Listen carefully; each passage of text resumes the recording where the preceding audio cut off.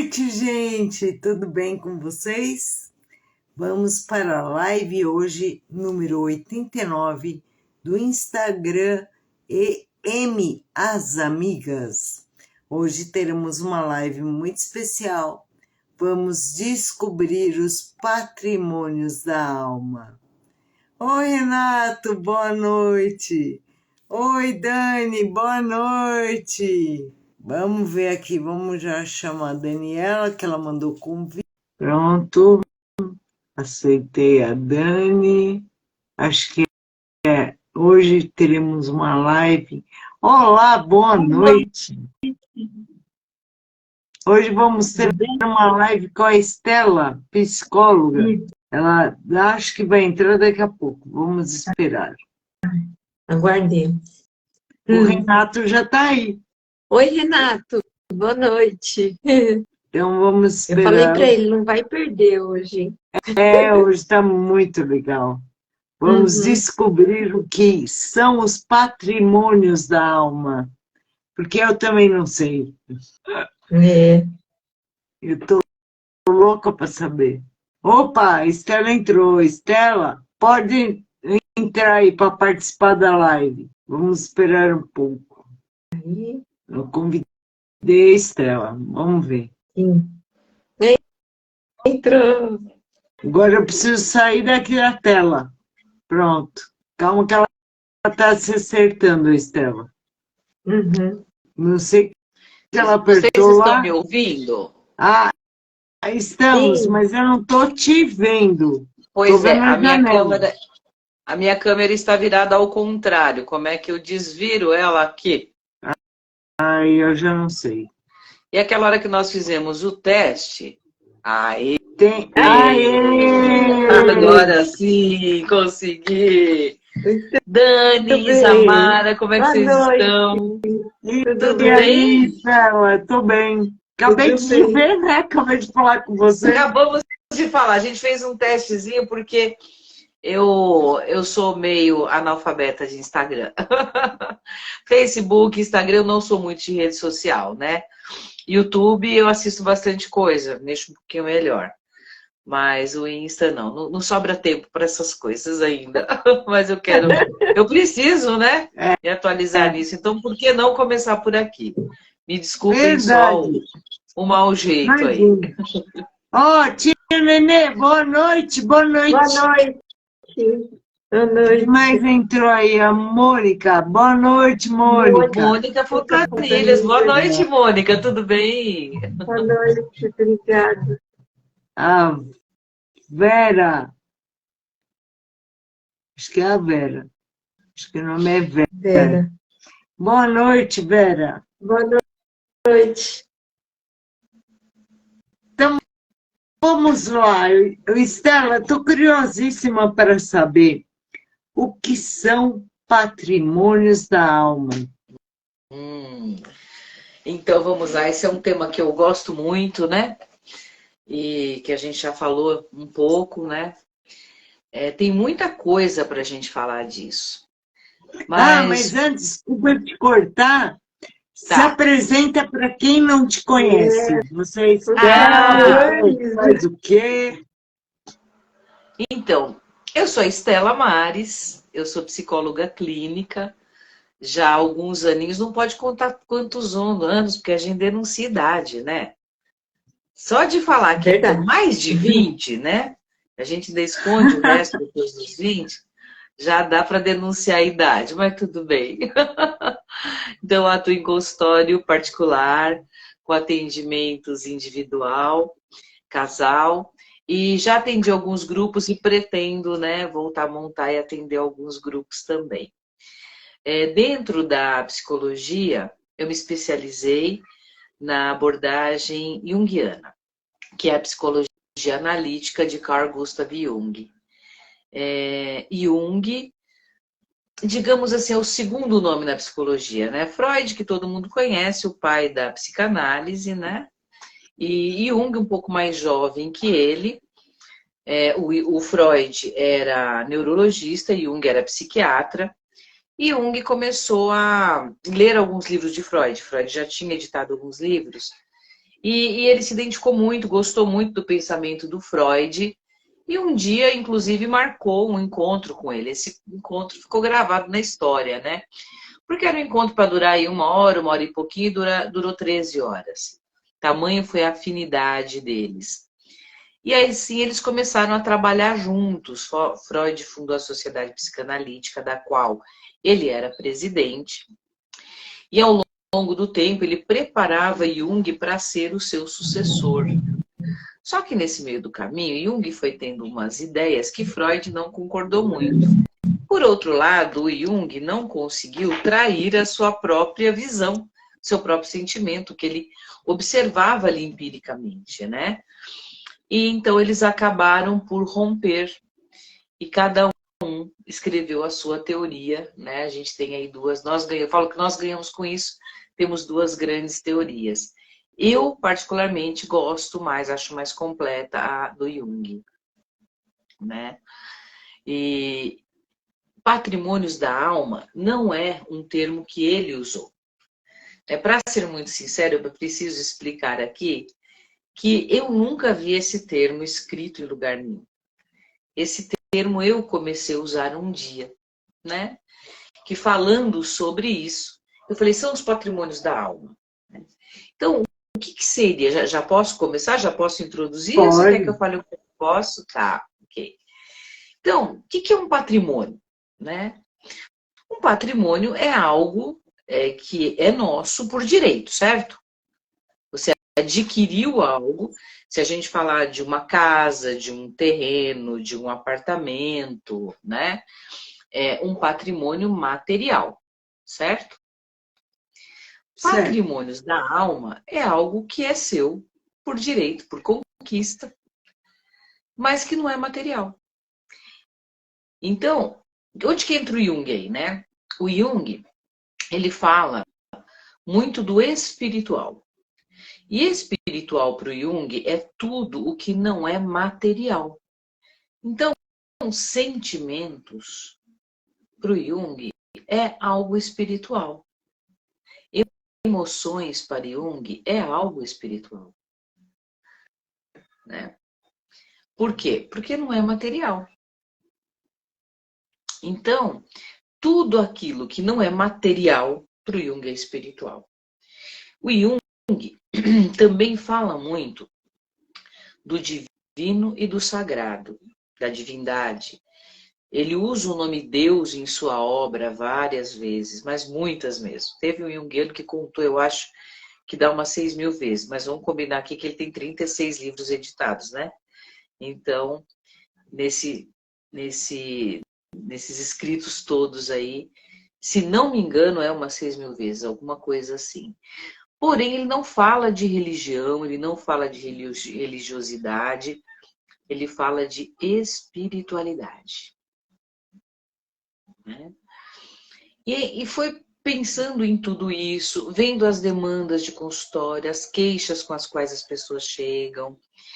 E muitas vezes, né, chegam tão em botãozinho assim, né, pensando numa flor, fazendo uma analogia, e com tantas queixas, né, tantas dores, tantas limitações às vezes. E ao decorrer do processo, depois de algum tempo, e às vezes depois de anos, né? Porque a terapia ela é um processo longo, porém aquela conquista que você faz ali é um patrimônio de alma, porque é algo que você não perde, é algo que já é seu por direito, por conquista, né? E aí você vê aquele botãozinho que chegou assim, desabrochado, lindo, vibrante, né? Por quê? Porque adquiriu ali muitos patrimônios da alma. Então, o autoconhecimento é um patrimônio da alma. Porque nós nos conhecemos muito pouco mesmo. Sócrates, né, o grande filósofo, já disse, conheça-te a ti mesmo. Tales de Mileto, um outro grande filósofo, quando questionado por uma repórter, né, ela fez várias perguntas e quando ela perguntou para ele o que ele considerava ser algo mais difícil para uma pessoa, e ele disse se conhecer. Então, quando nós pensamos assim no Ocidente e no Oriente, né, os orientais são um pouco mais treinados que nós a olhar para dentro e a se conhecer. Nós, ocidentais, não temos tanto esse treino, né? Para nós é muito mais as demandas do mundo externo. O capitalismo está aqui e está no Oriente também, mas parece que muito mais acentuado aqui. Por que eu falo de capitalismo? Porque o capitalismo promove as conquistas dos patrimônios materiais, não os da alma. E aqui é muito mais voltado para isso, né? O nosso mundo está muito voltado para isso. E o que acontece, né, com todos nós? O Jung fala que vivemos numa sociedade neurótica, e ele falava isso já no seu tempo. E ele morreu em 1961, né?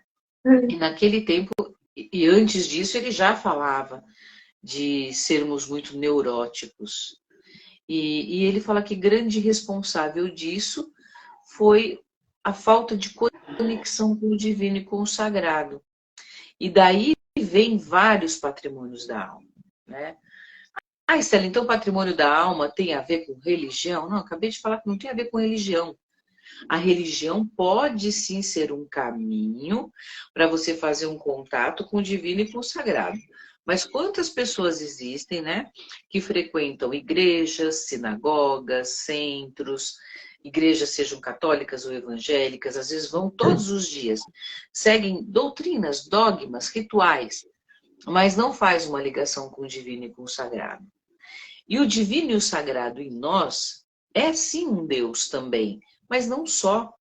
Quem nós somos é algo divino e sagrado.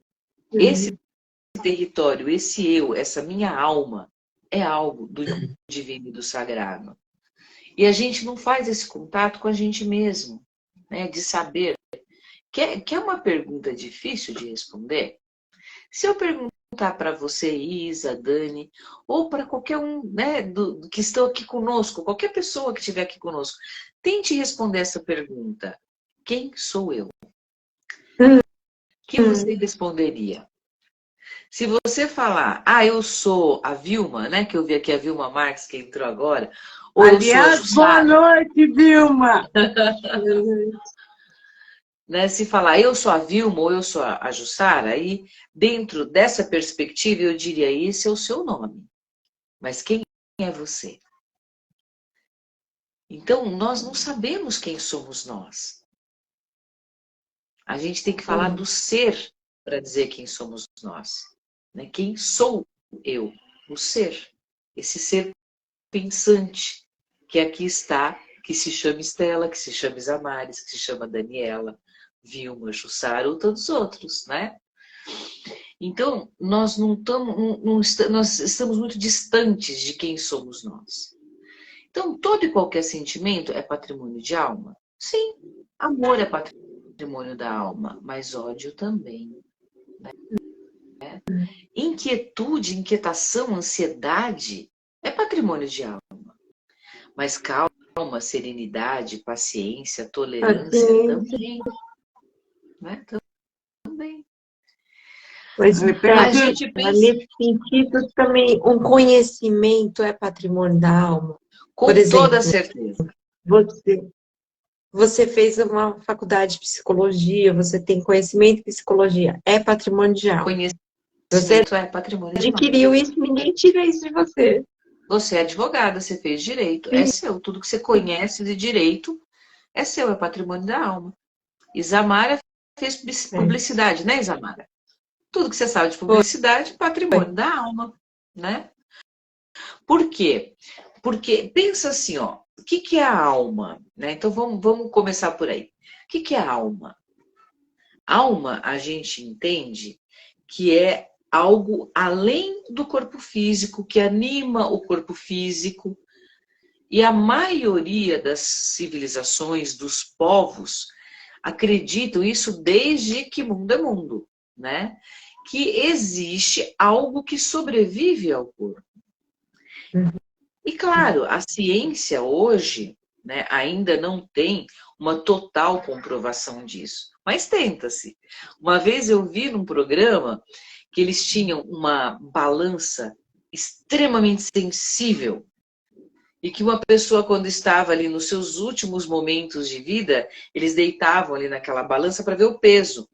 E assim que morria, né, o peso mudava em gramas. Então, que eles atribuíram isso à saída da alma e que a alma tinha um peso, né?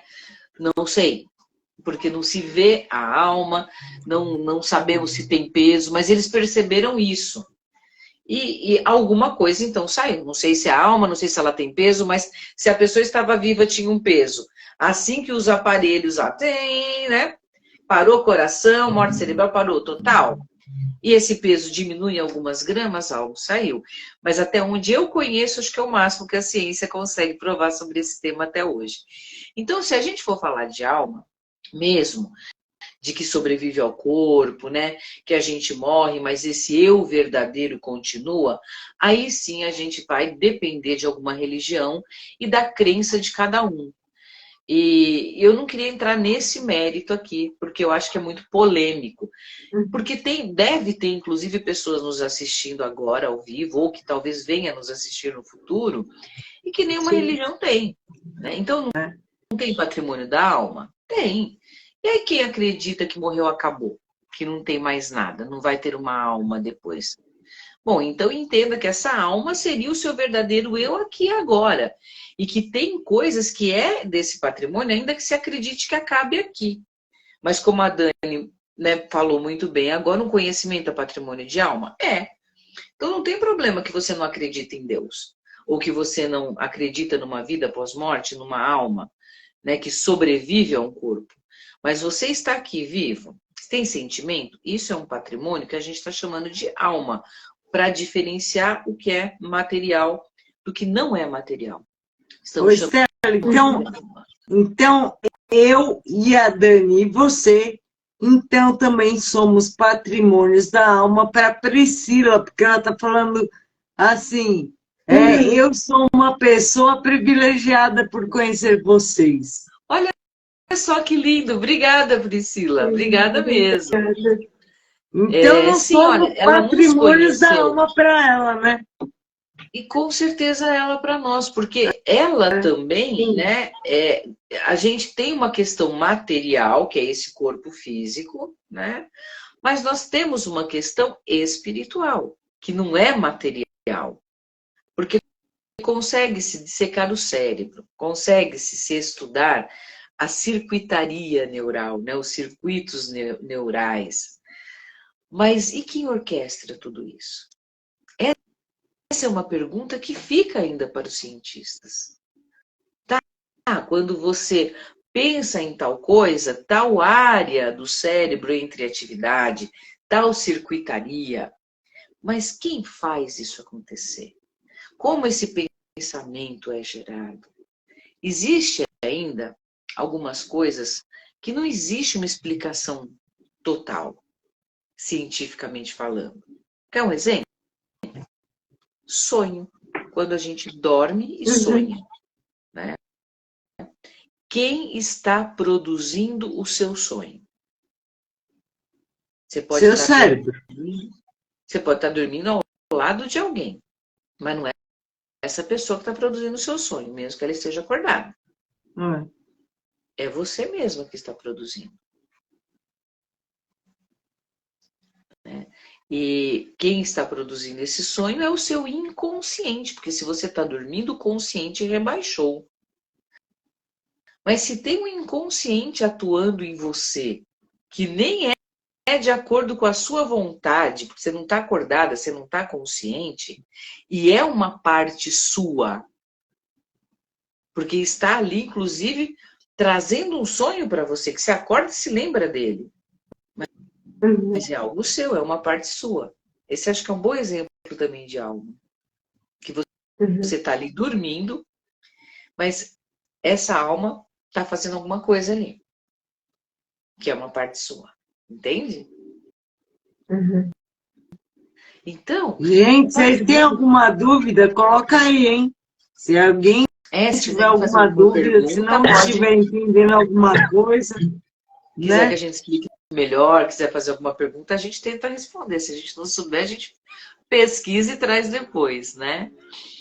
Mas o que eu gostaria muito de trazer, Samara, dessa questão de patrimônios de alma, tendo explicado um pouco o que é,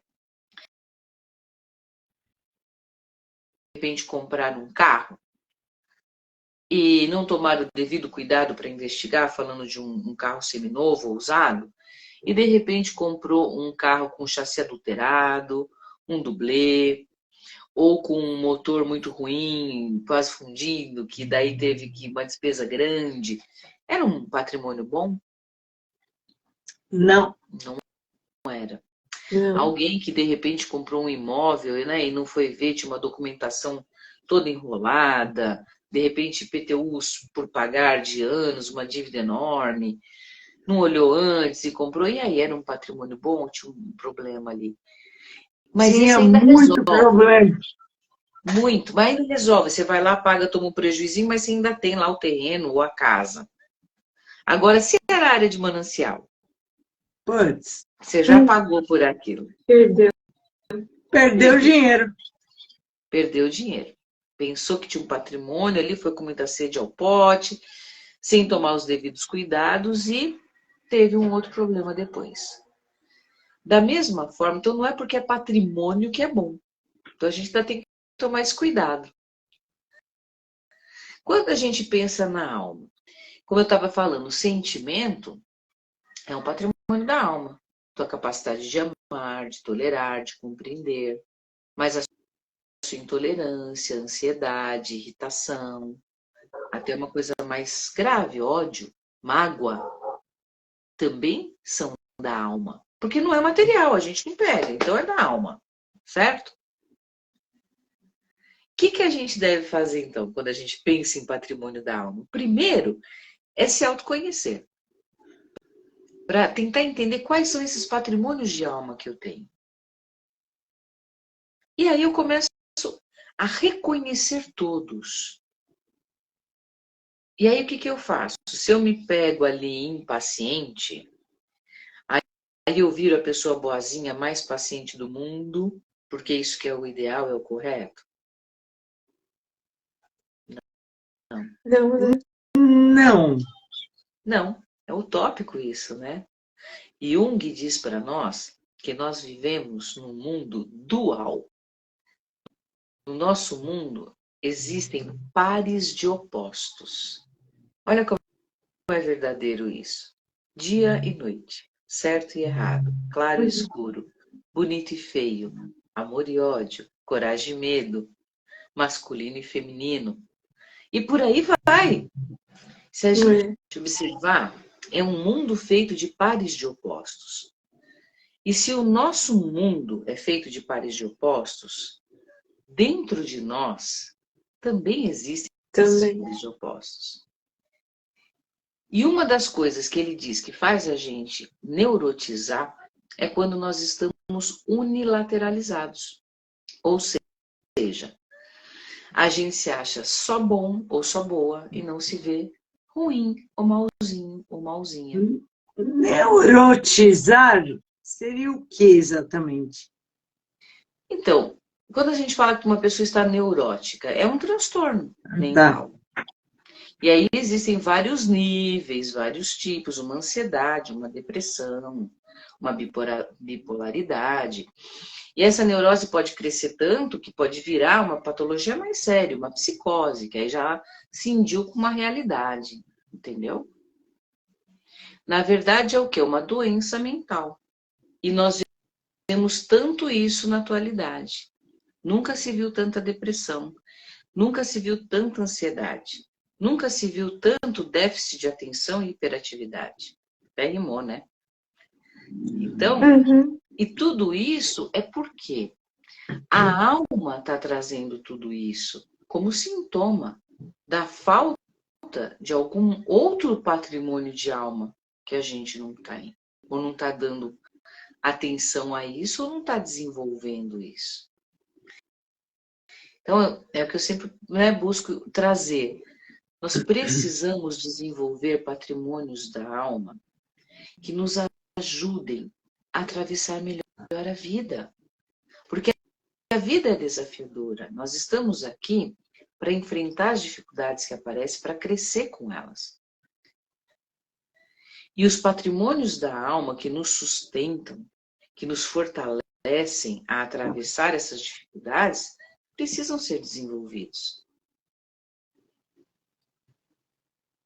Então, eu posso colocar que patrimônios da alma não são coisas específicas, eu não posso enumerar, que são muitas.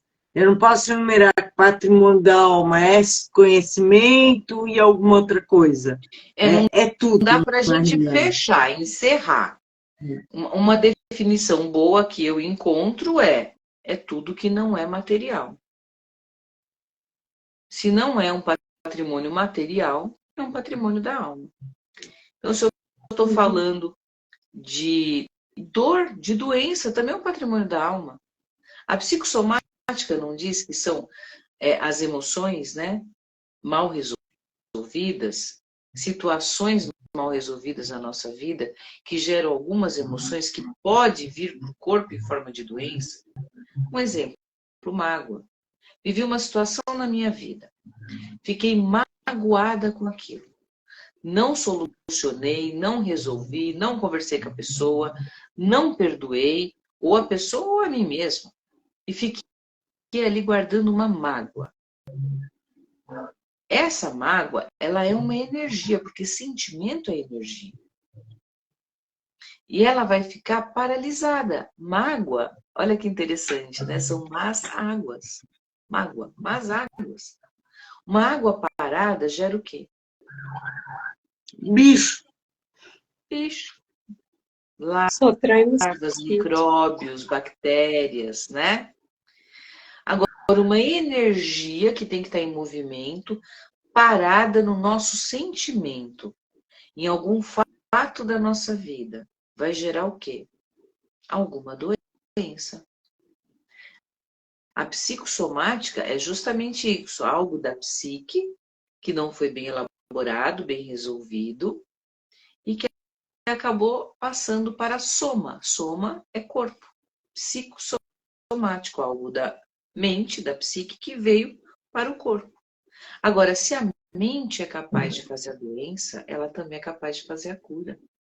E aí tudo vai depender muito da nossa forma de pensar, de interpretar a vida, da leitura que a gente faz da vida, das possibilidades que a gente vê, do nosso desejo de transformar uma situação da nossa vida ou de conquistar algo na nossa vida.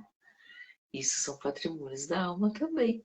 Do desejo, Isso que eu ia da minha falar. Então, vontade. quanto mais patrimônios da alma você tiver, vai ser mais fácil você trabalhar com isso, né?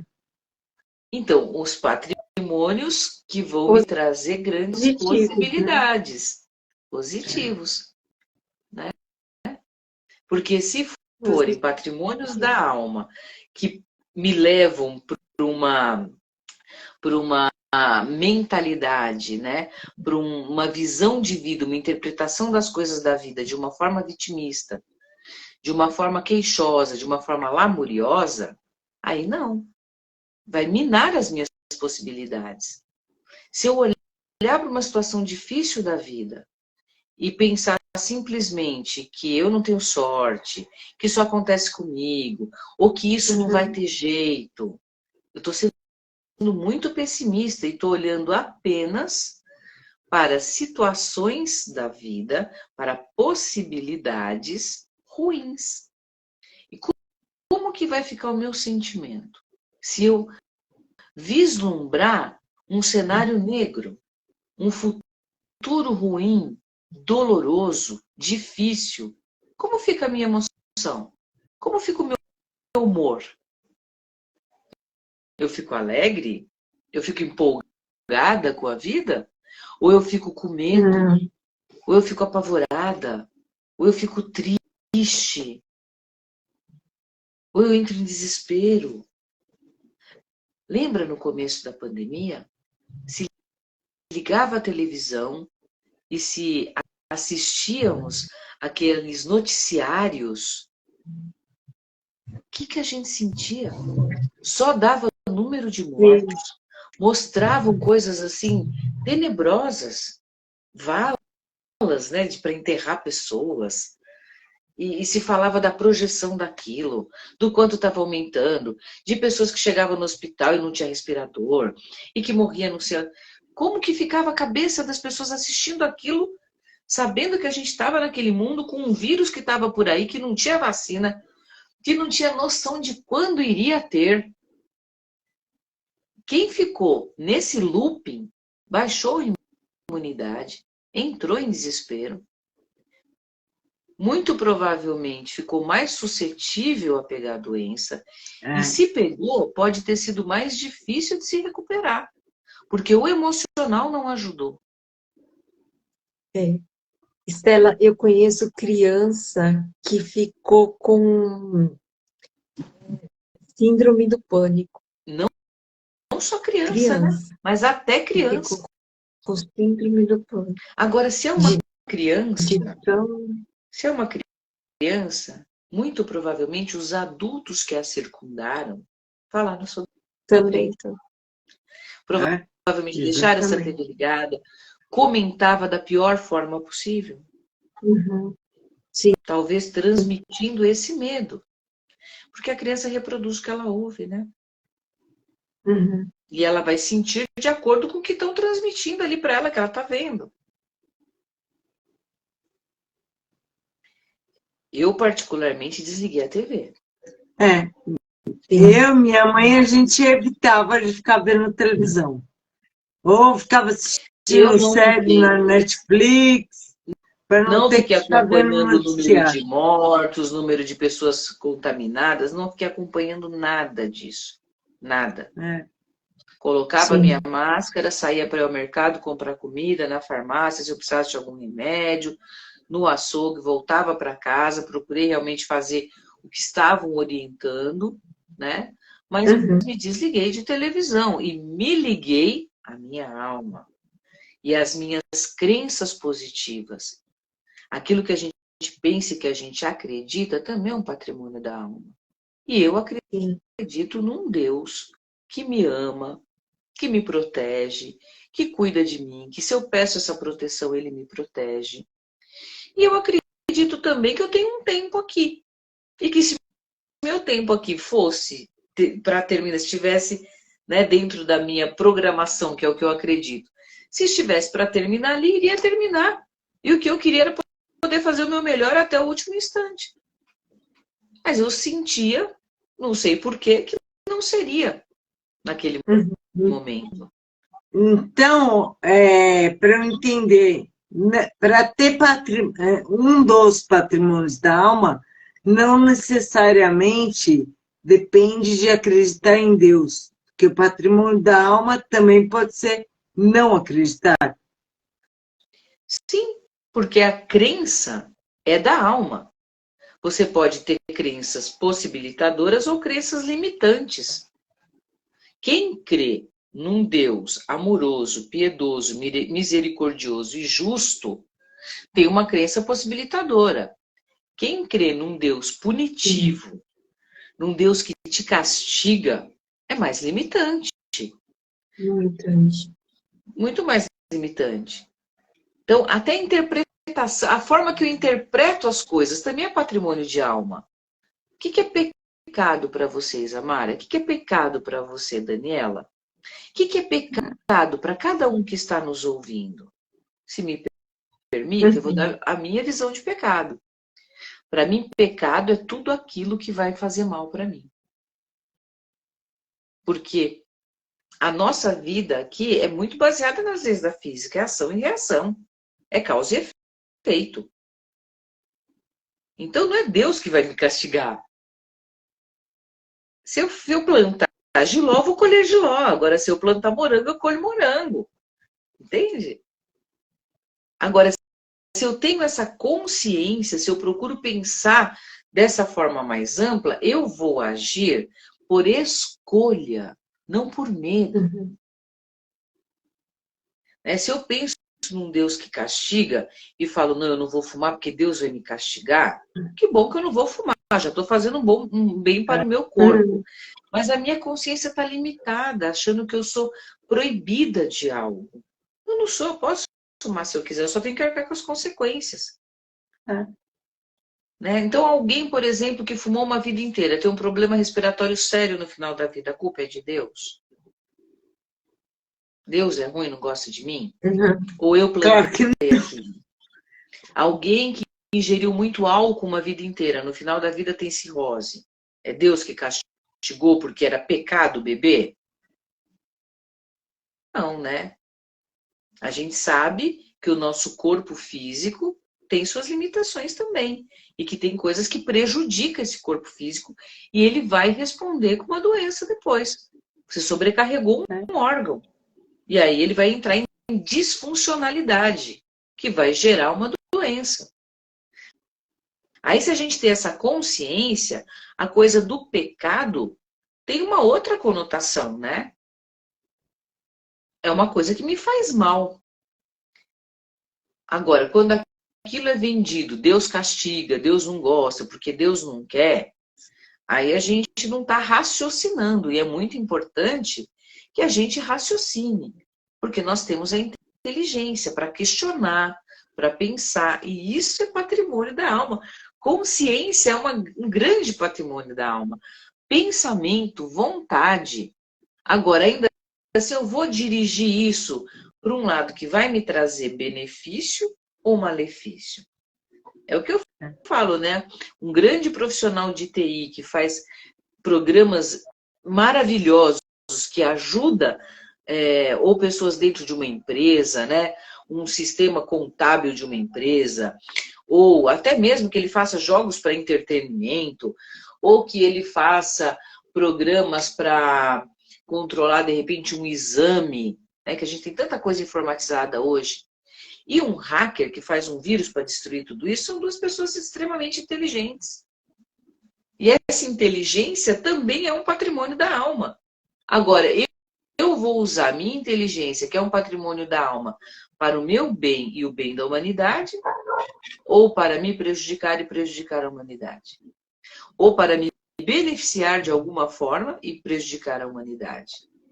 Porque muito entre aspas, né? Porque se eu vou fazer algo para prejudicar a humanidade, ainda que no primeiro momento seja para me beneficiar, com certeza eu estou me prejudicando. Causa e efeito.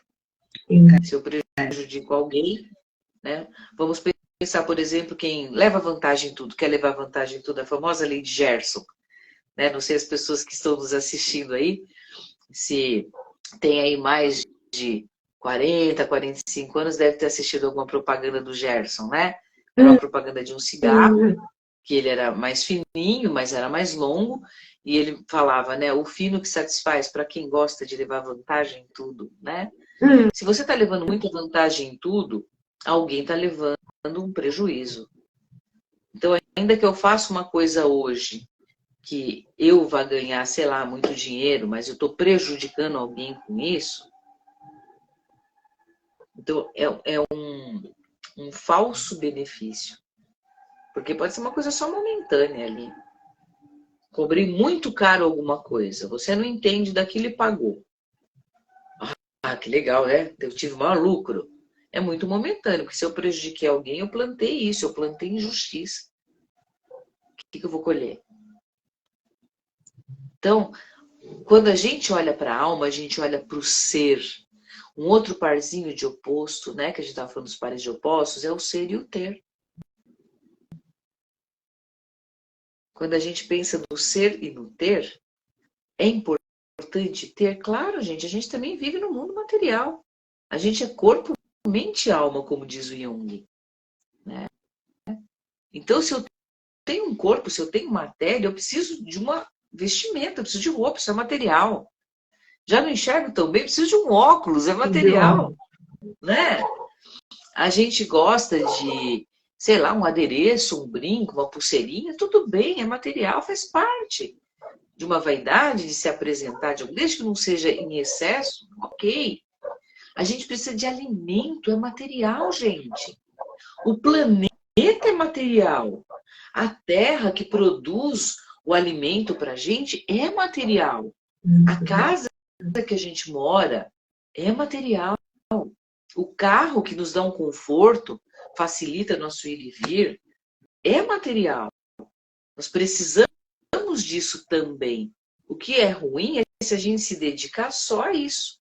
Vamos ficar unilateralizados, porque material e espiritual também é um parzinho de oposto. Mas, como diz Jung, nós temos que unir os opostos e não cindi-los. Se a gente separa, se eu fico só no material, gosto só do material, vivo para adquirir coisas materiais, eu estou unilateralizada. Eu preciso também do espiritual. Se alguém ficar só no espiritual, só pensando, só até mesmo orando, mas se eu só faço isso, eu não vou cuidar nem do meu corpo, eu não vou nem me alimentar. Eu vou morrer logo, não é? Então, a gente precisa sempre do equilíbrio. Então, é unir esses opostos. E quando o par de oposto é, por exemplo, há momentos que eu realmente, ou com algumas situações, eu sou muito calma, muito paciente, mas tem outras que me irritam demais. Eu não suporto. Nossa, eu tremo de nervoso, eu grito, eu xingo. Então, eu tenho que reconhecer que eu tenho calma, mas eu tenho irritação. E dentro dessa irritação, quais são as minhas manifestações? De que maneira eu ajo? Quais são os meus comportamentos? Agora, se irrita e irrita muito, então também vamos olhar para dentro, vamos se conhecer. Por que me irrita tanto? Isso deve ter um significado importante para mim, que eu posso ressignificar e passar a não irritar tanto. Mas se eu não reconhecer que irrita, se eu não reconhecer que está em excesso, se eu não reconhecer que aquilo faz mal para mim e de repente para o outro, a gente só muda o que é conhecido. Eu preciso reconhecer. Ô, Estela, eu tô com vontade de falar uma coisa. À vontade. O que não enxerga, não sabe o que não vê. Fala. Então, voltando, o que não enxerga, não sabe que não vê. Pois quando vê, é porque de alguma forma ele já está enxergando. E o que enxerga acha que tudo que ele vê é tudo que é. E quando ele sabe que tudo que ele vê não é tudo que é porque ele já está enxergando tudo. Meu patrimônio da alma aumentou. Essa frase, né, uma vez eu e a Isamara conversando, né, Isa, e eu trouxe para ela que foi uma peça de teatro que eu assisti, inclusive essa peça eu assisti com a Dani há um tempão atrás. A peça se chama Alma Imoral, da Clarice Nisker, acho que é o nome dela. E é bem no comecinho da peça que a gente já olha assim, né, escuta aquilo e fala, como que é? E eu fui assistir só 6 vezes essa peça, 6 ou 7 por aí. E é claro que eu levei caderninho para anotar, né? E essa eu anotei. Então, para quem nos ouviu, né, vamos repetir, que eu já até coloquei aqui no computador, porque eu não decorei como a Isamara decorou. Aquele que não enxerga, não sabe o que não vê. Porque quando sabe o que não vê, de alguma forma já está vendo. Já o que vê, pensa que tudo o que vê é o que é. Porque quando sabe que tudo que vê não é tudo o que é, de alguma forma já está vendo o que não vê. É muito profundo isso. Complexo, É profundo, mas muito verdadeiro. Gente, quem quiser essa frase, pede para mim que eu mando. Porque é complicada mesmo. Coloca ela no teu Insta, não é uma fotinho no teu Insta? Eu já coloquei, mas eu posso colocar de novo. Eu já coloquei. Coloca de novo. E é assim, é uma frase que você fala, meu, que ridículo. Eu demorei 3 dias para decorar. A hora que eu decorei, antes de eu decorar, eu já tinha entendido o que era. Parem para pensar. Na realidade, essa frase, ao meu ver, é também patrimônio da alma. Sim. Porque tanto que não vê quanto que vê, ele tem patrimônio. É que o que não vê, a hora que ele sabe que o que ele... Olha, devagando. É porque o que ele sabe que quando não está vendo, está acontecendo alguma coisa, é porque ele já tem um patrimônio da alma informando para ele que aquilo que ele não vê pode estar acontecendo. E o que vê e o que vê, achando que o que ele vê é o que é, também tem um patrimônio da alma. Mas ele vai ter um patrimônio maior. Oi. Então, quando a gente fala assim, já o que vê, que o que não enxerga não sabe o que vê, o que não vê, é mais ou menos nós com o nosso inconsciente. O que está no meu inconsciente, eu não enxergo. Então, eu não vejo, eu não sei o que está lá. Mas quando eu sei que existe algo que eu não sei, de alguma forma eu já estou sabendo que tem alguma coisa em mim, que eu desconheço. E se eu quero conhecer, eu vou me perguntando e vou descobrindo. Por quê? Porque a nossa psique tem esse poder. O que é psique?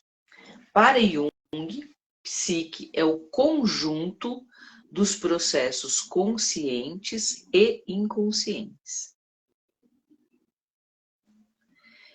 Então, a psique é essa totalidade do meu ser, porque é o conjunto do que eu sei e do que eu não sei, mas que me pertence. O conjunto dos processos conscientes e inconscientes. É a minha psique. Se eu olho para mim e acho que eu sou apenas aquilo que eu tenho consciência, eu estou muito limitada. Por isso que fala, quando eu não vejo, mas eu sei que existem coisas que eu não vejo, de alguma forma eu já estou vendo. Para simplificar a frase ali. Eu não vejo, mas eu sei que existe algo. De alguma forma eu já estou vendo. E quando nós perguntamos para essa nossa psique alguma coisa, que eu quero muito saber, por isso que eu estava falando, a vontade, a perseverança, o desejo, são grandes patrimônios da alma. Depende para onde eu vou direcionar. Se eu tiver o desejo de me vingar de alguém, eu estou usando mal esse patrimônio da minha alma. Por quê? Porque eu colho o que eu planto, existe uma lei de ação e reação. Mas se eu pegar o meu desejo para, por exemplo, me conhecer melhor, vamos pegar o exemplo de que eu sou muito ansiosa. E se eu começar a me perguntar, mas para que eu estou tão ansiosa com isso? Ou para que eu sou tão ansiosa com a vida? Eu estou jogando perguntas para dentro de mim. E a minha psique, que é o conjunto dos meus processos conscientes e inconscientes, vai buscar no meu inconsciente essa resposta. Porque tudo que pertence a mim está dentro do que eu sou, seja consciente ou inconscientemente. Aí a gente pode se aprofundar um pouquinho mais na teoria junguiana. O ego é uma instância psíquica que o Jung considera o centro da consciência. E o self, que a gente também conhece como verdadeiro eu, como alma, né? Como eu profundo. Cada um dá um nome para self. Ele é o centro de toda a psique, não só do inconsciente. O self é realmente o todo-poderoso, digamos assim. Né? Então, o nosso self, ele tudo sabe de nós.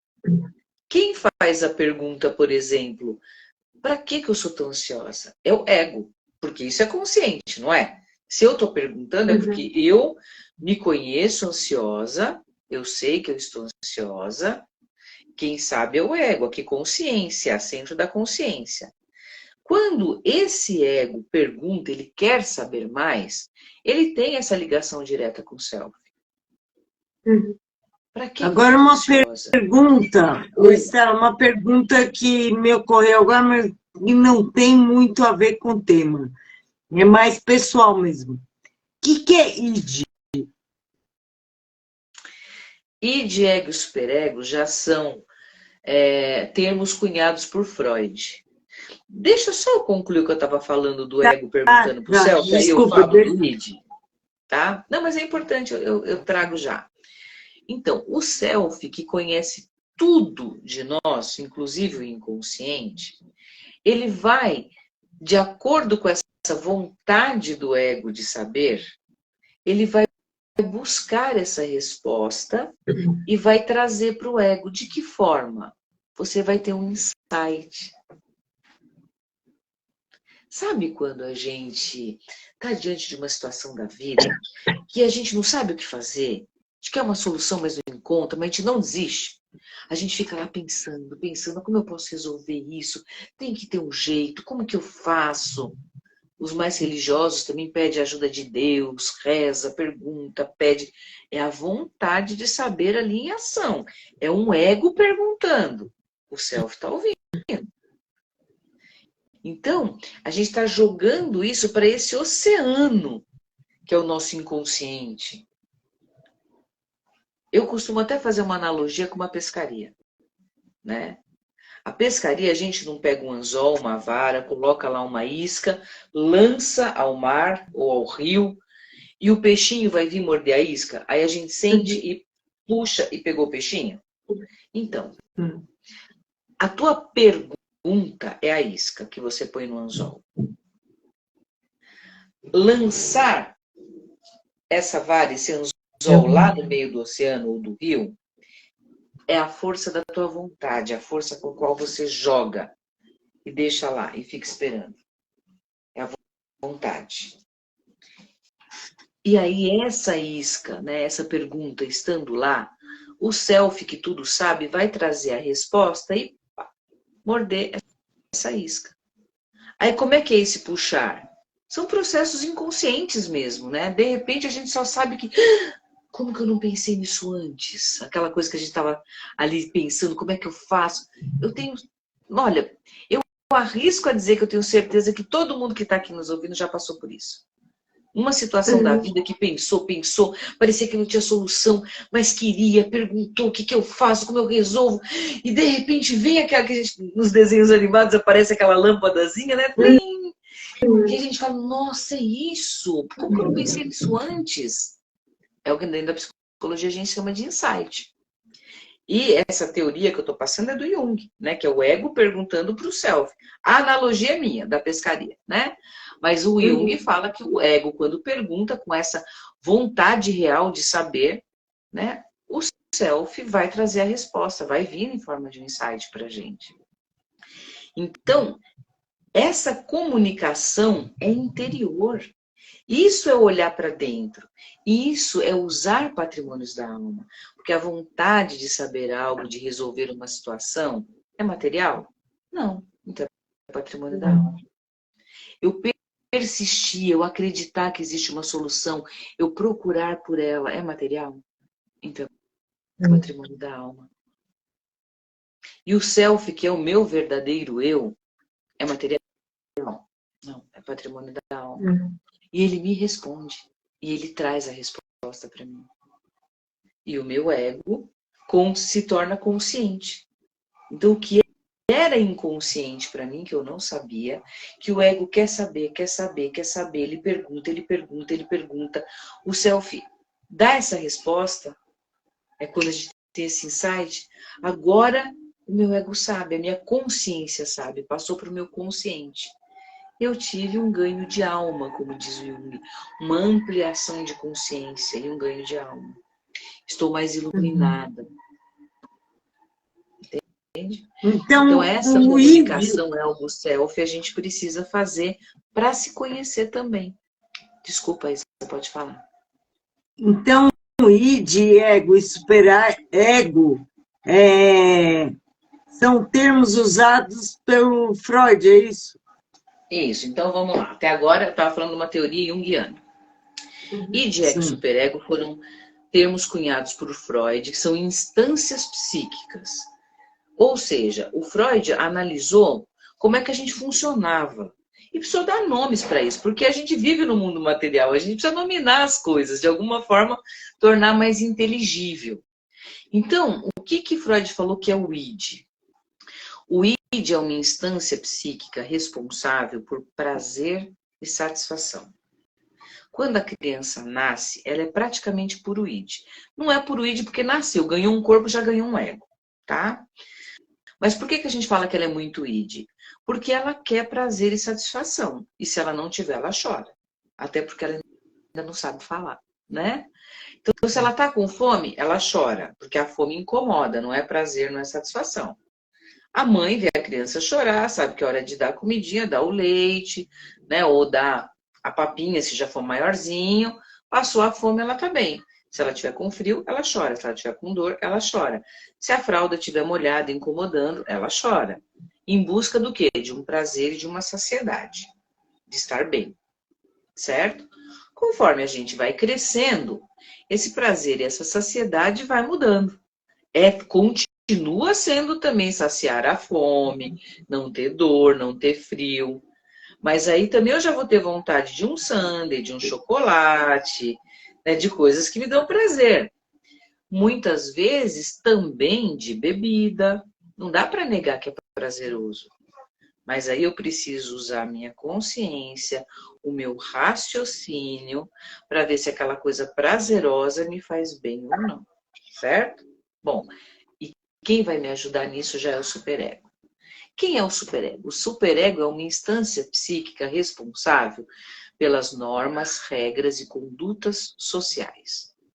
Então, aquela mesma criança que chora porque está com fome, ela também começa a engatinhar e ela vai com o dedinho lá na tomada. O que a mãe fala? Não, não pode. Não pode. Dá choque, machuca o neném. Aí a criança começa a entender que não pode. Ela quer, porque ela está curiosa. O id quer que ela vai explorar aquilo. Mas a mãe chegou e falou, não pode, machuca o neném. Se o neném insiste, a mãe vai lá e dá um tapinha, tira, puxa. E a criança chora, esperneia, mas ela começa a entender que não pode. Né? Aí vai se formando o superego, entendendo o que pode e o que não pode. Normas, condutas e regras sociais. Né? E tem situação que o id vai pedir uma coisa e o superego vai ficar falando que não, não pode. Quem vai tomar a decisão é o ego. Entende? Então, um exemplo que eu gosto de dar, né, para entender como é que funciona na prática isso. Estela indo para o consultório atrasada. O meu prazer e a minha satisfação é chegar no consultório antes do meu paciente. Mas eu saio atrasada de casa, né? Aí, na hora que o farol fecha e eu tenho que parar, o meu id fica assim, vai, passa, porque se você ficar parado aqui, você vai chegar lá atrasado, o teu paciente vai chegar primeiro. Vai. Aí o superego fica assim, não, ó, o farol fechou, vermelho, tem que parar. E se você atropelar alguém? E se você bater o carro? E se tiver câmera e você tomar uma multa? Não, você tem que parar, entendeu?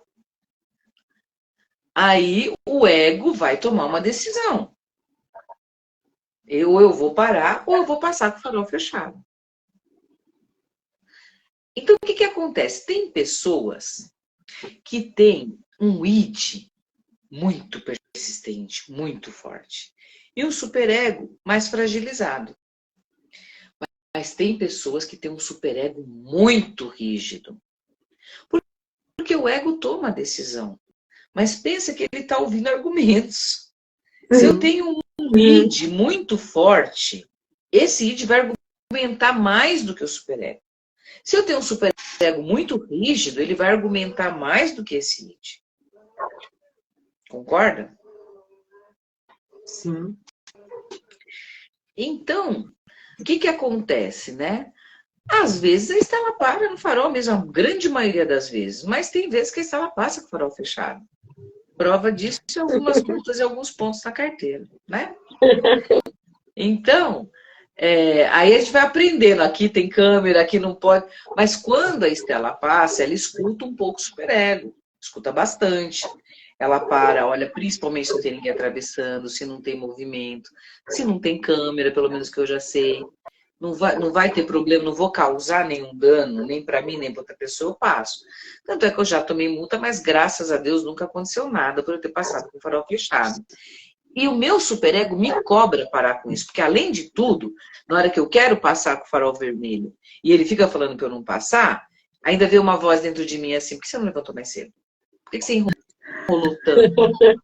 Levanta mais cedo, né? Levanta mais cedo. Então, tem pessoas que não se permitem nenhum tipo de prazer. Ela é muito mais superego. Já ouviu aquelas frases assim, primeiro o dever, depois o lazer? Quem segue isso tem um superego muito rígido, muito rígido. Agora, sabe aquela pessoa que nunca tá aí com nada? Combina um horário com você, não chega no horário. Tá sempre atrasada no trabalho, tem prazo para entregar uma coisa, tá nem aí se der entrega, se não der, tem sempre uma desculpa, tem sempre, sabe, não deu, mas por causa disso, por causa daquilo, e não se compromete. Mas por que eu vou? Não, eu quero tomar um sundae agora, eu vou tomar, almoço depois eu nem almoço, não virou a sobremesa. E nem um sorvetinho depois do almoço, né, ou no meio da tarde. Antes que eu tô com vontade agora, eu quero agora. Então, é um id muito agigantado. E isso tem a ver também com maturidade, tem a ver com a educação dos pais, mas tem muito a ver com a personalidade da pessoa. Cada um já nasce com a sua. A educação só propicia aumentar ainda mais aquela tendência que a pessoa já tem ou não, entendeu? Então, id, ego, superego, são essas instâncias psíquicas aí. Quando bebê, o id é de extrema importância, ajuda na sobrevivência. Senão o bebê poderia morrer. Se ele São tiver, essas não tiver. instâncias de acordo com Freud. Sim, mas Jung não nega muitas coisas que Freud traz. Amplia, acrescenta uma visão. A grande maioria das coisas, o Jung concorda. Tanto é que na obra dele você vai encontrar vários trechos que ele vai explicar de alguma coisa e ele fala assim, bom, eu não vou me ater muito a essa questão, porque está muito bem explicada nas obras de Freud, livro tal, volume tal, capítulo tal, entendeu? Aqui, Tá, só para a gente entender. Então, o básico do id, ego, superego vem do Freud. Quem escreveu primeiro sobre isso foi sim, o Freud. quem deu esses nomes foi o Freud. Id, ego, Sim. superego, foi o Freud. Certo? Certo. O ego, para o Freud, o ego é uma instância psíquica, ele fala sobre id, ego e superego. O Jung não nega isso, mas ele fala que o ego é o centro da consciência. E ele fala dessa comunicação do ego-self, tanto é que nas obras dele ele vai chamar isso de eixo ego-self. E o self Repete, é esse eixo ego-self. Eixo ego-self. Tá? Que é um eixo onde a gente faz essa comunicação. Ego, self se comunicam. Mas a gente tem quanto tempo? Nossa, nós já passamos, não era aquelas 9? Já. Então, eu tinha pensado em falar uma coisa que eu acho muito importante aqui, como o patrimônio da alma, a questão da autoestima. Porque a maioria das pessoas adoecem, muitas vezes fazem coisas absurdas, às vezes se endividam demais, às vezes aceitam muito o que os outros querem por uma baixa autoestima.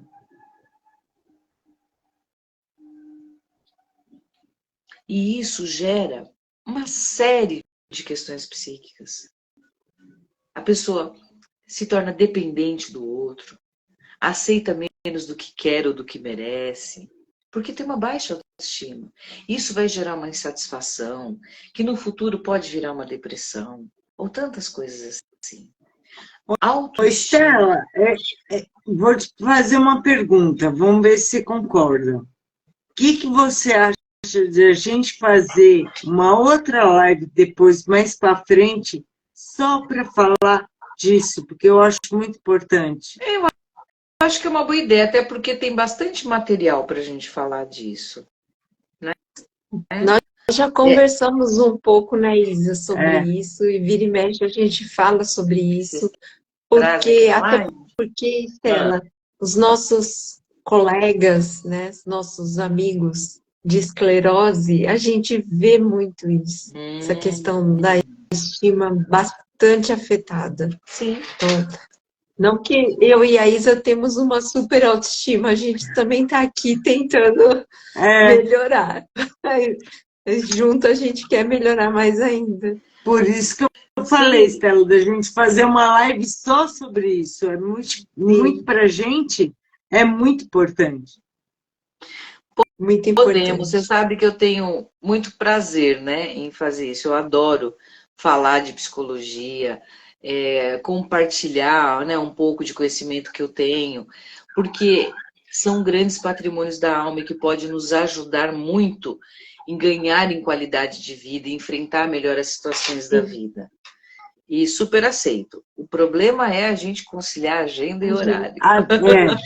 Mas né? Depois a gente vê isso. Mas a gente... O importante é que agora a gente já fechou. Vamos fazer. Dá até outros 500. Tá bom. Então aí aguarde, né, que a gente vai ter então um novo encontro onde nós vamos falar de autoestima. Sim. Autoestima, né, isso só para deixar aí já um link para o dia que a gente for falar, é a avaliação que a gente faz da gente mesmo. Uma autoavaliação, um valor que a gente se dá. E se a gente não se dá, a gente tem uma baixa autoestima. Certo? Sim. Muito bem, então agora é dia de dar tchau. Fala, Estela, o que foi? Não, eu só complementei o que eu estava falando da autoestima, mas tá tudo ok, vamos dar tchau. Estela, então, muito bom estar com você sempre, uma delícia. Te amo, gente, viu? Te amo. Para mim é um prazer muito grande. Eu também, Dani. Você mora aqui no cantinho do meu coração, a Isa também. Todos, graças a Deus, a gente se ama muito. Eu amo a Dani, eu amo a Estela. E, ó, só para finalizar, o que não enxerga não sabe o que não vê. Não, minto, o que não enxerga não sabe o que não está vendo. E quando sabe, é porque ele já está vendo. Obrigada, gente. Obrigada, gente. Deus. E hoje eu me Obrigada pela participação de todos também. Um grande beijo a todos. Fiquem com Deus. Tchau, tchau. Até uma próxima. Beijo, gente. Até.